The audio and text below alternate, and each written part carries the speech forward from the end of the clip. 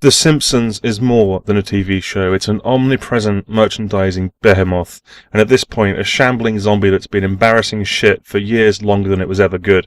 And speaking of embarrassing shit, an expected deluge of truly horrible games based on the phenomenon was released for the 8 and 16-bit consoles, and we're going to take a look at them today. Bart vs. the Space Mutants is our first game, and it hits a home run right off the bat. Look at Marge's dress. That's the wrong colour dress. Watch the show before you make the expensive video game. Anyway, this game is one of the better ones in the list, but that's not saying a whole lot. It's kind of an interesting game. Basically, the premise is you play as Bart Simpson, and these space mutant things have invaded Springfield, and they have this machine that's like some kind of vague death machine. It's not really explained that well, and it's powered with various things. For example, on the first level it's powered with purple objects, and on the second level it's powered with hats. The third level balloons, the fourth exit signs, I'm not making this up, and the fifth it's uranium rods from the nuclear power plant. The first level is actually the most interesting one in the game. It's very ambitious, and for that reason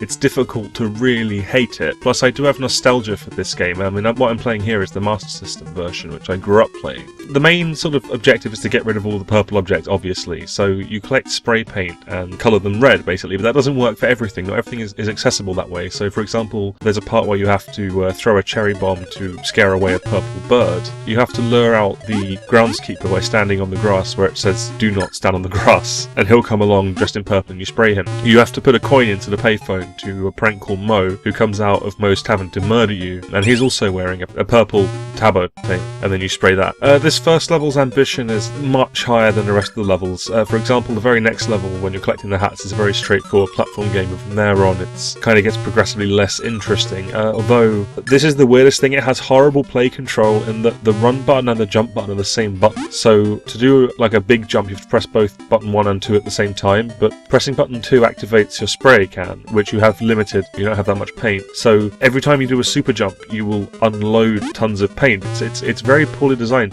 There's no reason why they couldn't have just made the super jump the normal jump and put button 1 as the spray can. It's very odd, and bizarrely this is one of the Simpsons games with the better play control. They are going to get so much fucking worse. This is Escape from Camp Deadly, which is chronologically the next game in the series. I'm going to do this one in order of release. This is on the original Game Boy, as you can probably tell, and honestly, considering what's to come, this one is kind of a highlight. It's not awful, it's not great. It's a pretty basic, functional platform game with a few creative ideas. One of the weapons you get is a boomerang, and of course you throw it, it comes back to you, but there are enemies, for example, who can only be damaged by being hit in the back, so you have to throw the boomerang away from you, leap over their heads, they turn around, and then it strikes them in the back and kills them. Given what's to come, that's actually slightly impressive. This is a competent game, and you get to be a beekeeper, which is always freaking rad. This is Bart vs. the World for the NES. It was also released on the Master System. The premise of this one is that Bart wins a drawing contest on the Krusty the Clown show, and the joke is that his art is shit. But given the graphics of this game, I think it's a bit rich for anyone to be calling anyone's art shit. Basically, it's not a platformer, although there are lots of mini-games in there, like there's a Simpsons trivia game, there's sort of a match 3 kind of game, there's a sliding puzzle, you know, the kind that nobody ever wants to do, ever, even outside of video games. Like, if I had a gun to my head, no, I'd probably do it actually. The first level takes place in China on a junk, and I got stuck for ages because I didn't know you could climb, and you know what, that's my fault for not reading the manual, but you know, that would require me to legally purchase the game, and that's not going to happen. So I've played worse games than this, although we're really getting to the dregs now. After the China level, you go to, I believe, the North Pole, and there's this underground cave level, which is really difficult. There's a bit later on where you have to bounce off these bubbles that emerge from the water for some reason, or the slime or lava or whatever it's supposed to be. And it's just so demanding. I mean, you can just fall straight through a platform it looks like you've landed on, and it's very annoying and very frustrating. I just can't recommend this one, to be honest. Although I know there are people out there who have nostalgia for this game, but I mean, those people are wrong and probably ugly. Oh, Bart vs. the Juggernauts for the Game Boy. I'm not going to say much about this one. It's not the worst one. It's made up of a series of events, all with different gameplay. The only one that's completely unplayable is there's kind of a shoving game where you have to shove the Juggernaut off the map before you. The controls are nonsense and doesn't make sense. I haven't got any footage of it because I wasn't asked. I'm sorry. I played through the whole fucking game, all of it, from beginning to end, and I forgot to press record, and I'm not doing it again.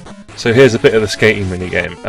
It's not the worst one. The minigames as by themselves play fine, they are functional, but it's the fact that the game keeps making you repeat them and they do not change, they don't get any harder, they're just the same over and over again. I just can't recommend it on the basis of that.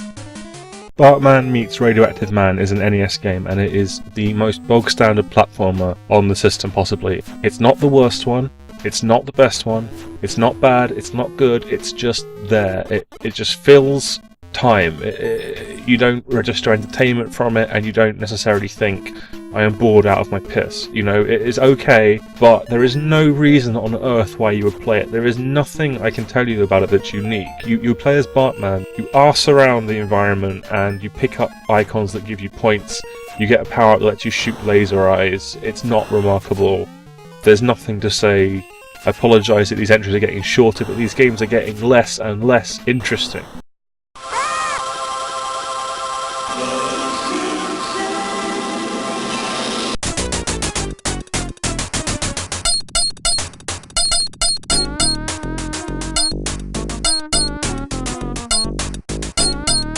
Sweet Jesus, what is wrong with this game's music? I mean, that beginning was so promising, but this is like being stabbed. It's like being rhythmically stabbed. It's awful.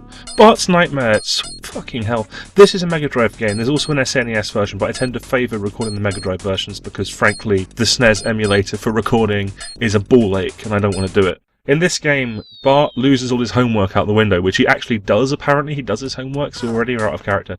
And you have to go into this dream world, walk down the street looking for a piece of homework, jump on it, and then you get to choose a minigame. All of the minigames are completely inscrutable. They make zero sense. They're not even consistent with themselves in places. This Itchy and Scratchy one I'm doing is just... at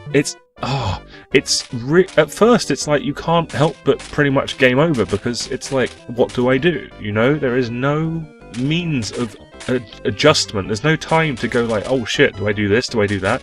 You just get thrown in and you have to just know. So you're pretty much trial and erroring it the first time. This isn't even the worst one. There's this one where you're jumping across platforms in like an Indiana Jones guise, and arbitrarily some of the platforms will just kill you, and as far as I can tell, there's no rhyme or reason to it. I don't understand how you're supposed to get through it, and it's possible I'm missing something, but I don't think I am. I think it's just that ridiculous.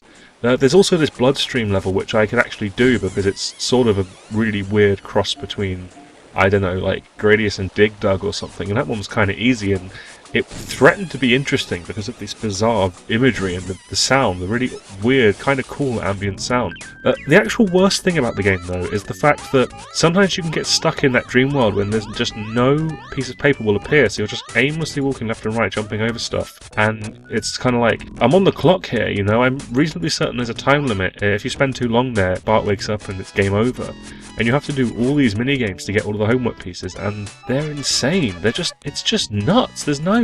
I mean, I get they were going for variety, but geez, I mean, even that Radioactive Man game is better than this by virtue of being familiar, you know? Ugh, I can't stand this. I mean, the Itchy and Scratchy, that level is bad enough, but I can't imagine how shit it would be if they made a full Itchy and Scratchy game.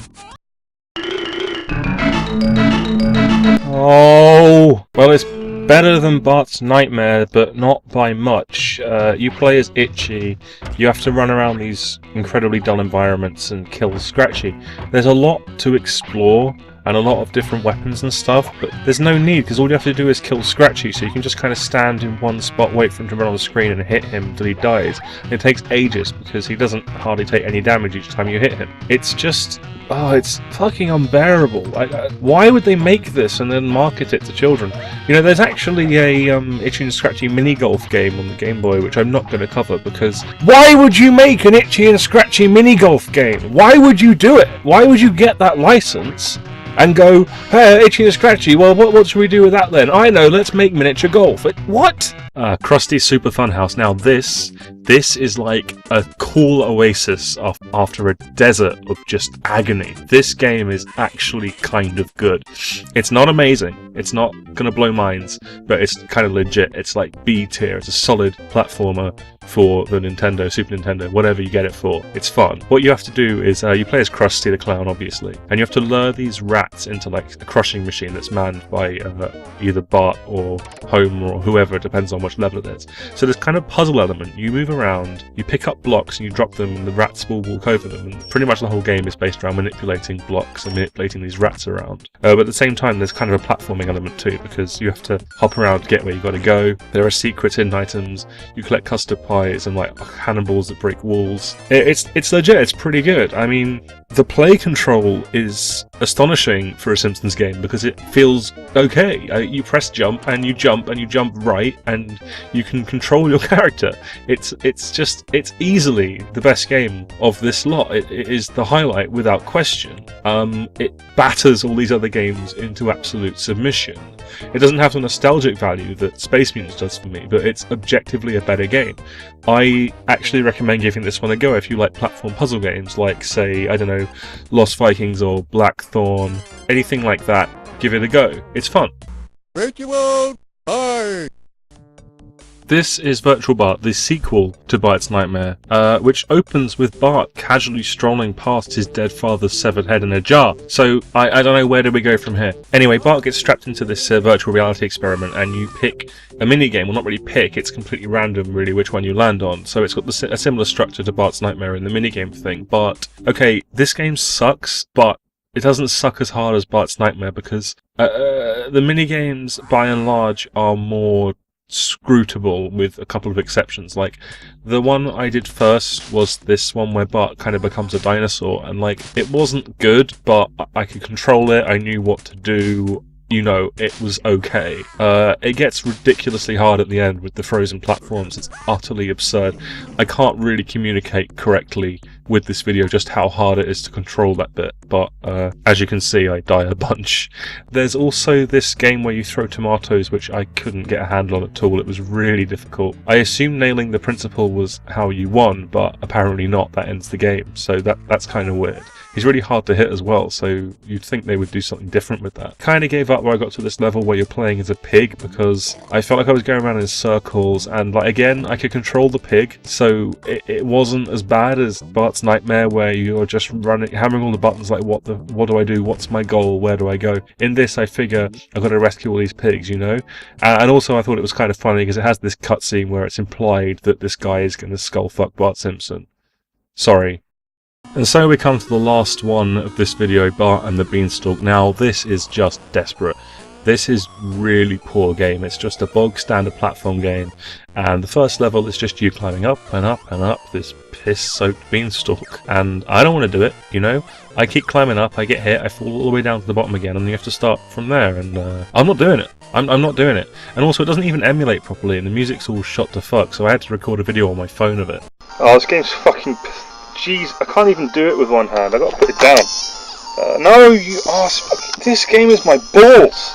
And that's the 8 16-bit Simpsons games, and they're just a bunch of shit, basically, and it's saddening, you know? Franchise and Lows, I'm trying to cover licensed games looking at them objectively, because there is this conception of licensed games that they're all bollocks, and they always were, but it isn't true. It's not true. There were games that took the license and gave it love, or took the license, ignored it, and made an excellent game and then just slapped the characters in it.